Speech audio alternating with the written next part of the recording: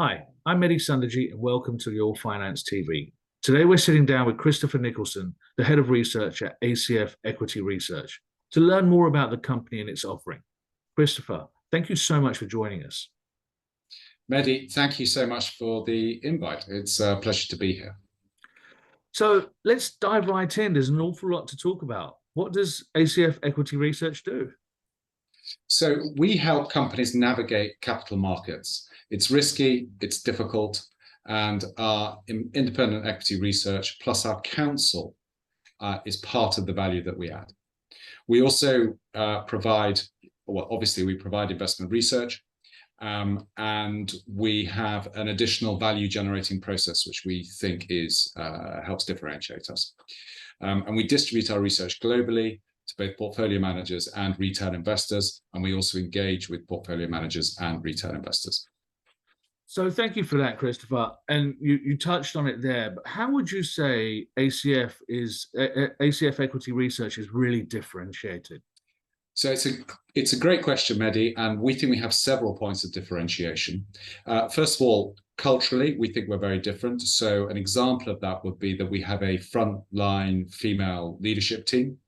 We are often first adopters of technology, and we often experiment with technologies that are relevant to our sectors, in other words, the sectors in which the clients find themselves. And then we often communicate our findings and our thought leadership with our clients way in advance of these technologies being deployed on if you like, a volume basis. We also have a process which we believe differentiates ourselves, and we touch at least 30 of the 40 value points in the classic Bain Consulting value triangle. So that's added value that clients get through the process over and above the deployment of the investment research itself. Finally, we are extremely effective at what we do, both in the digital space, where we have our performance third-party evaluated on a very regular basis, and we way outperform our peer group in that area. And then, of course, the investment research itself. We move markets. Yes, clients have to deliver in the end, but we create a space and a platform that, when they do deliver, allows them to move in terms of valuation. Without research, this tends not to happen. That's very impressive, and thank you for slicing that up for us. I've always been a firm believer that to understand the future, it's often helpful to have some historical context. I'm losing my wording here. Can you give us a distillation? Yes, that will be a pleasure. History is something of a passion of mine, even though I'm a scientist by background.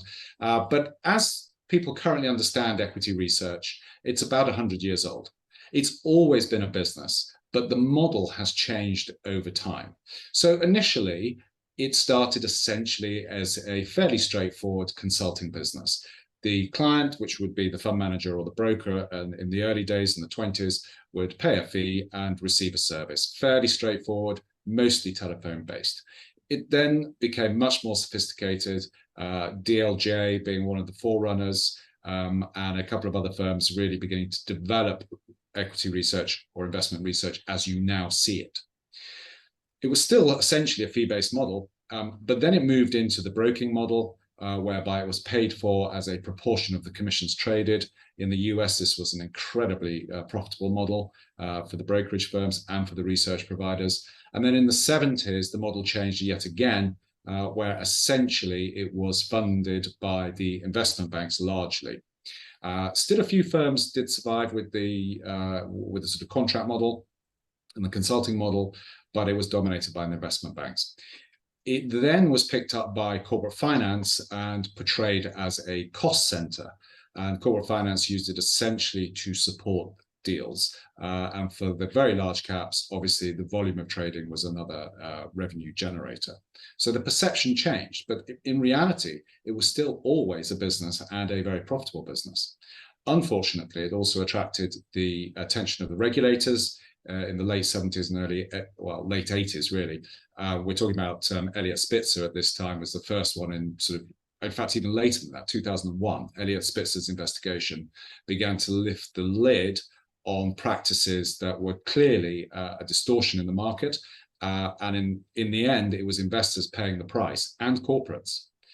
There were a series of investigations, a series of new policies, both in the US, UK, and in Europe, and the model for equity research changed again. And in a way, it's come full circle, because now the most independent research is paid for in advance with cleared funds. And for the smaller mid caps, it is paid for by the corporate. But it is much more transparent, because the corporate now knows what the bill is for investment research and equity research, and often so does the investor. Before, in the previous models, before Spitzer, MiFID II, etc., this was no longer the case. It was extremely opaque. No one knew what they were paying for or how much was being paid to produce the research. So you touched on the opaqueness of the situation there. Company-sponsored research has seen a significant growth, especially since the launch of MiFID II regulations. Why do you think that's happened? It's another really good question. It's very interesting. We often refer to it as issuer pays research, but it is, it's more commonly understood as company pays research. I think there are several reasons. One is that the legislation that came out of Europe, MiFID II, and the UK, was originally designed in the UK. The legislation that came out was really targeted at the behavior of portfolio managers and how they paid for the research, because they were seen essentially as the ultimate budget holder, either via trading commissions or via IPO fees when they bought into an IPO, etc. So the regulation was directed at trying to change the way they pay for research. Essentially, it gave them several choices. The only logical choice for most portfolio managers was to pay out of the P&L. And the large portfolio managers with a global business, they decided they would only have one payment model wherever they were operating. So this meant, for example, in the US, if you were bidding for a mandate to support as a local portfolio manager and you were up against an international portfolio manager, you created a fiduciary problem for the mandate holder. So the mandate holder essentially said, well, you can't be on this because it's not transparent the way you're paying for research, which is out of the top of the funds of the people who are giving you funds to manage. Whereas the other portfolio managers, they're now paying out of the P&L, much more transparent, and it doesn't come out of our funds. So this then forced everyone else to change, even though the MiFID II regulation was not specifically applicable in the US. It's created the same change, driven by the global portfolio managers. Now, small and mid-cap research was always tricky to make pay because the volumes were always lower. The other element of MiFID II, Spitzer, etc., is that essentially corporate finance teams find it very, very difficult now to be able to use research in the way that they used to use it to support a deal. So paying for research in the brokerage or funding it has been extremely difficult. So the model was always marginal and really only justifiable if you could generate fees out of a corporate finance transaction. That's pretty much been stopped, which means that small and mid caps just don't get coverage. You'd be surprised at the size of mid caps that do not have proper coverage.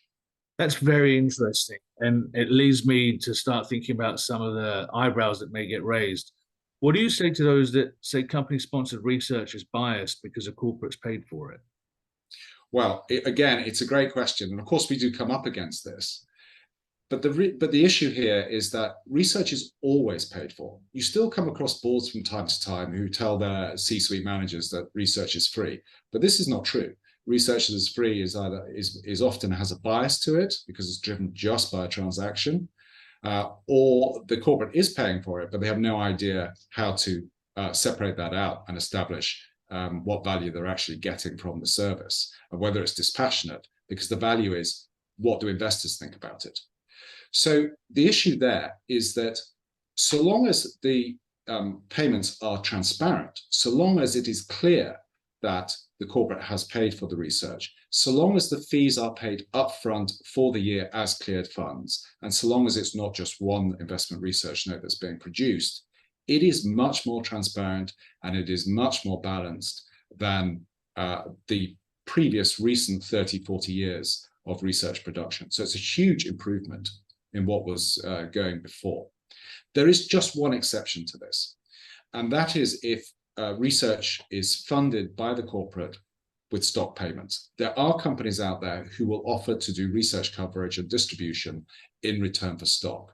This is probably worse than the broker situation, because really what these companies are doing is acting as investment managers. and then they are promoting their own story. Inevitably, if you're taking stock as payment, you are going to want the story to move upwards. In small and mid cap, the bias is high here because the equity research provider has an advantage in that they have the stock, they put out the research. If the stock moves, they can, over time, over a period of 12 months or 24 months, with small and mid cap, they could easily make a 10x return, even a 1000x return. We have clients where we have moved the price 1000% in 24 months, but we do not take stock for payment. So, Christopher, before I let you go, what is ACF Equity Research planning for the remainder of 2023? Well, we're very excited about 2023. We have two sets of strategies, or a dual strategy, if you like. If the market is normal and pretty buoyant, then we will continue to grow as we have done in prior years, including through COVID. We have a pretty good growth rate. But if it turns out to be terrible, we have a strategy which we think is very exciting and will actually give us an opportunity to grow even faster than we were anticipating in normal markets. We have several things coming up which we think are interesting, including a review of our distribution strategy. And what we think we're going to deliver very shortly is a very impressive expansion of our distribution strategy. And we are looking at some other exciting partnerships as we move forward, which we shall announce. Fantastic. Christopher, thank you so much for sharing your thoughts and teaching us a little bit about ACF Equity Research today. Mehdi, thank you very much for the invitation. It's been a pleasure. We hope you enjoyed learning about ACF Equity Research, and you can learn more about them by going to their website, acfequityresearch.com. You can also see it down below the screen. If you enjoyed this show, don't forget to click that like button and subscribe to see more shows like this and hear from some of the finest finance minds in the world. Until next time, good luck investing.